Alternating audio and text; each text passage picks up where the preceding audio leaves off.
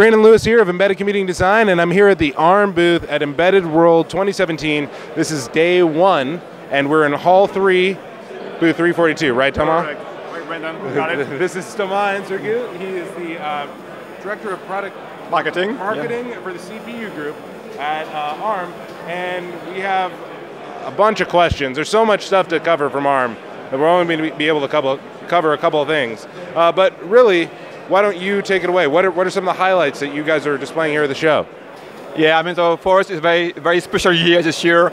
I mean, we just shipped with our partners more than hundreds of billions of chip based on ARM.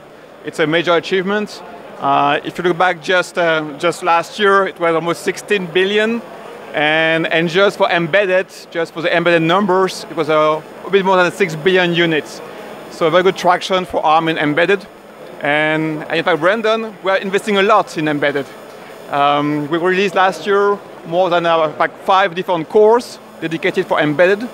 You have the Cortex-A32, which is a V8A processor, 32 bits, dedicated for rich IoT node, for gateway. We released 2 Cortex-R, Cortex-R8 for 5G modem to build the infrastructure, to build all the data back to the nodes. We also released the Cortex-R52, which is a ground-up new build of a processor for automotive, for functional safety, with real-time vectorization. And finally, from the Cortex-M side, we released 2 new processors based on the new architecture, ARM V8M, with TrustZone, a product called Cortex-M33 and Cortex-M23.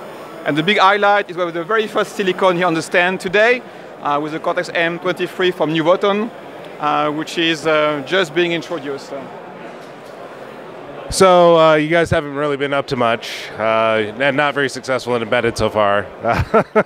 But hey, everybody take a look. This is the first Cortex-M silicon with TrustZone, correct? And TrustZone is a really, really big deal in light of all of the security breaches and concerns that we have with connected devices.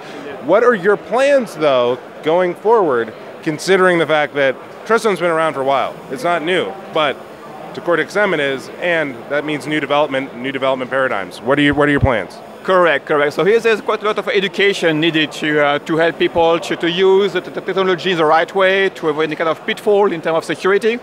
So here, for example, in this application, TrustZone is used to secure a fingerprint algorithm, but also your fingerprint data. We are setting up now a very nice community at community.arm.com, where we are gathering all the information on TrustZone for Cortex-M, new products, M23, M33, to help to educate and to fast-track the users in using this new technology. It's a bit of a different paradigm compared to TrustZone Cortex-A. It's optimized for Cortex-M, for real-time, for fast context switch between secure and non-secure world. And there is indeed a bit of learning to be done here, and it will be helping. So users, they can register or just visit community.arm.com, go into the section called TrustZone for ARM V8M. They can access to all the content.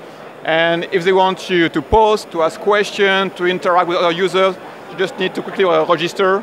And I promise, no spam, no newsletter after the registration.